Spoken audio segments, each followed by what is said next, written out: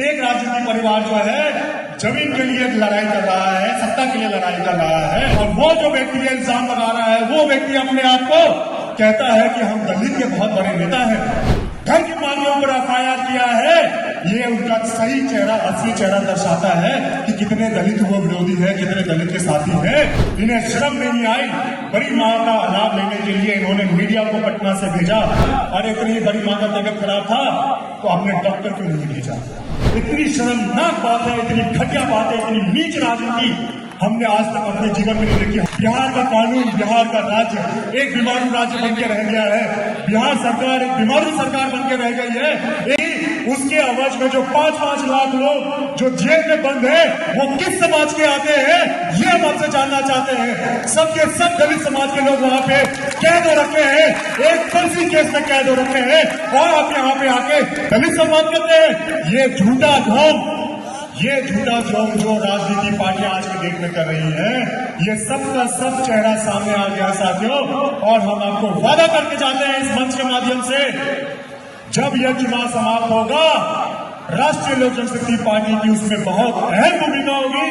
जो भी दल बनेगा इसके सहयोग के बगैर कोई भी सरकार नहीं बनाएगी। और जब हमारी सरकार बनेगी तो पहले कलम से हमारे भाई, हमारी बहनें जो जेल में बंद है, उन सबों को हम रिहा करने का काम करेंगे और ये शराबबंदी जैसे दलित विरोधी कानून को उखाड़ फेंकेंगे।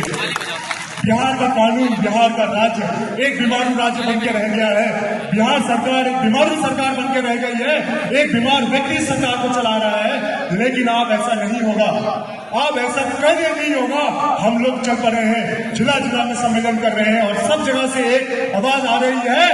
वो आवाज है बिहार मांगे बदलाव। क्या आवाज आ रही है? बिहार मांगे बदलाव, बिहार मांगे बदलाव, बिहार मांगे बदलाव। और ये बदलाव, ये बीमारू सरकार, हमारे नीतीश कुमार जी लंदन जाते हैं इलाज कराने के लिए, हमारे मुख्यमंत्री जी दिल्ली जाते हैं इलाज कराने के लिए, लेकिन ये बीमारू सरकार जो है इसका इलाज कौन करेगी?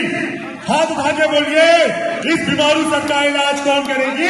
बिहार की जनता करेगी, बिहार की जनता करेगी। बिहार की जनता ने दवा सुई का इंतजाम कर रखा है, सही मौका आएगा भोग देगा।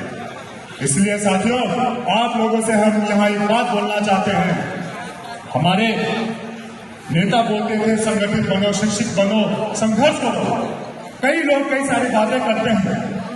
कई लोग बोलते हैं कि भाई हम दलित के नेता हैं, दलित के नेता हैं। एक घटनाक्रम आप लोगों को पता होगा, हमारे यहाँ जितने भी साथी हैं सबके हाथ में मोबाइल है। आप सब तो मोबाइल देखते होंगे। आजकल एक हफ्ता से एक फिल्म चल रहा है, आप वो फिल्म देखे हैं? एक हफ्ता से वो फिल्म चल रहा है कि एक राजनीतिक परिवार में फूट हो गया। एक राजनीतिक परिवार जो है जमीन के लिए लड़ाई कर रहा है, सत्ता के लिए लड़ाई कर रहा है, और वो जो व्यक्ति इल्जाम लगा रहा है वो व्यक्ति अपने आप को कहता है कि हम दलित के बहुत बड़े नेता हैं। जरा आप जितने भी यहाँ साथी, यहाँ जितने भी माताएं बहनें यहाँ पे उपस्थित हैं, हम चाहेंगे कि आप उस व्यक्ति से पूछिए जो दलित कितने बड़े हितैषी बनते हैं। घर की माताओं बहनों को उसने एफआईआर किया है, घर की मांगों पर एफआईआर किया है, ये उनका सही चेहरा, असली चेहरा दर्शाता है कि कितने दलित वो विरोधी है, कितने दलित के साथी हैं। साथियों, आपसे हम आग्रह करने के लिए आए हैं, ऐसे दलित विरोधी व्यक्तियों का आप साथ ना दें। जिस तरीके से इन्होंने अपनी माता, हमारे घर में, आप लोगों को पता है क्या चीज हुआ है? पता है ना? सबको पता है। हमारे गांव में मीडिया साथी गए थे, काफी हंगामा हुआ, बड़ी मां का तबियत खराब है, बड़ी मां का तबियत खराब है। इन्हें शर्म नहीं आई। बड़ी मां का लाभ लेने के लिए इन्होंने मीडिया को पटना से भेजा, इन्होंने अपने पार्टी के लोगों को पटना से भेजा। अरे इतनी बड़ी मां का तबियत खराब था तो आपने डॉक्टर क्यों नहीं भेजा? आप जब फोटो शूट कराने के लिए गए, हेलीकॉप्टर से आप सबको फोटो शूट कराने के लिए गए, तो जब उस हेलीकॉप्टर से आप फोटो शूट कराने के लिए गए, हम आपसे पूछते हैं उस हेलीकॉप्टर में डॉक्टर को लेके क्यों नहीं गए? उस हेलीकॉप्टर में अपनी मां, बड़ी मां को आपने बिठा के आपने पटना क्यों नहीं लाने का काम किया? आप सिर्फ और सिर्फ उनके नाम पे राजनीति करते हैं, उनके नाम पे जिन्होंने हरकत करते हैं। और ये बहुत ही शर्म की बात है। हमारे यहाँ पत्रकार साथी यहाँ उपस्थित है, जितने भी हमारे भाई बहन उपस्थित हैं, हम आप सबको सच्चाई बताते हैं। इतनी शर्मनाक बात है, इतनी घटिया बात है, इतनी नीच राजनीति हमने आज तक अपने जीवन में नहीं देखी। हमें क्या लगता है स्वतंत्र भारत में ऐसी राजनीति, इतनी घिनौनी राजनीति किसी ने नहीं की होगी जो कि अपने घर की माता बहनों के ऊपर इस तरीके से FIR करे और बाहर जाके अपना झूठा मुंह दिखाए। इन्हीं की पार्टी के लोगों ने जो कोमल पासवान वहां पे उठ के ऊपर गाड़ी रोक दिया और ये बोलते हैं कि भाई एक सड़क दुर्घटना है। यह जो बोलते थे कि नीतीश कुमार जी हमारे पिताजी का अपमान किया, आज उसके साथ गले मिल गई है, सत्ता में बैठे हुए हैं। तो साथियों, हम ज्यादा समय नहीं लेंगे।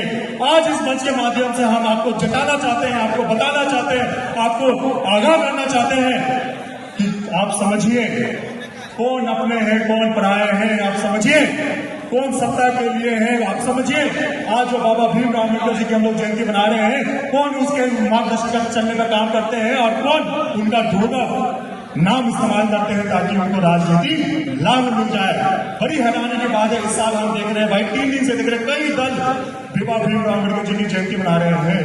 अरे भाई, एक तो आवाज उठा लेते दलित भाइयों की जो जेल में बंद है, उनकी आवाज आपने क्यों उठाई, ये हम पूछते हैं बिहार सरकार से। लेकिन आज आप लोग जितने समूह में आए हैं, इतने भीड़ में आए हैं, हमारे कार्यकर्ता माताएं बहनें, आप सबको हम नमन करते हैं और हमें पूरा विश्वास है कि आज आगामी चुनाव है, यह बीमारू सरकार, दलित विरोधी सरकार, भ्रष्टाचारी सरकार को एक मुंह तो जवाब देंगे। साथियों, अब हम ज्यादा समय नहीं लेंगे। हम चाहेंगे अपने राष्ट्र से जुड़ा अपना पूरा समय देना। आप लोग आए, एक बार आप सबों को हम कहे दिल से हम धन्यवाद करते हैं। आप सब लोग मेरे साथ एक बार नारा लगा दीजिए, भारत रत्न बाबा भीमराव अम्बेडकर जी, बाबा भीमराव अम्बेडकर जी अमर रहे। नेताजी सुभाष मेडिकल कॉलेज एवं हॉस्पिटल में उपलब्ध है रेडियोलॉजी की अत्याधुनिक एवं उन्नत सेवाएं। 4D अल्ट्रासाउंड एवं साउंडलेस 1.5 टेस्ला MRI जैसी हाईटेक जांच उपकरणों से सटीक जांच के साथ कुशल डॉक्टर्स के द्वारा समुचित उपचार की सेवाओं के लिए NSMCH, Amhara, Bihta, Patna. Panorama group, जो सोचता है वो करता है।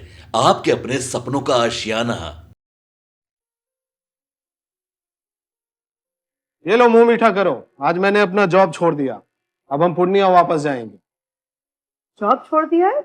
मतलब ये घर कैसे चलेगा? हम करेंगे क्या? और माँ बाबूजी क्या बोलेंगे? इसलिए मैं एक और मिठाई का डब्बा लाया। अपने बिजनेस के लिए लोन अप्रूव हो गया। अरे लोन अप्रूव हो गया वो तो ठीक है, लेकिन पूर्णिया में हम रहेंगे कहाँ? अपना घर भी तो नहीं है वहाँ। इसलिए तो एक और मिठाई का डब्बा अलग से लाया हूँ। हमने पूर्णिया में घर ले लिया है, पूर्णिया के ई होम्स पैनोरमा में। पूर्णिया में पैनोरमा ग्रुप लेकर आए हैं ई होम्स पैनोरमा। बड़ा घर, आलीशान जिंदगी और अत्याधुनिक सुविधाओं के संग। अरे अब क्यों मुंह मीठा करवा रही हो? क्योंकि हम घर वापसी जो कर रहे हैं। घर वापसी की खुशी पूर्णिया में ई होम्स पैनोरमा के संग। E homes Panorama, luxurious lifestyle redefined.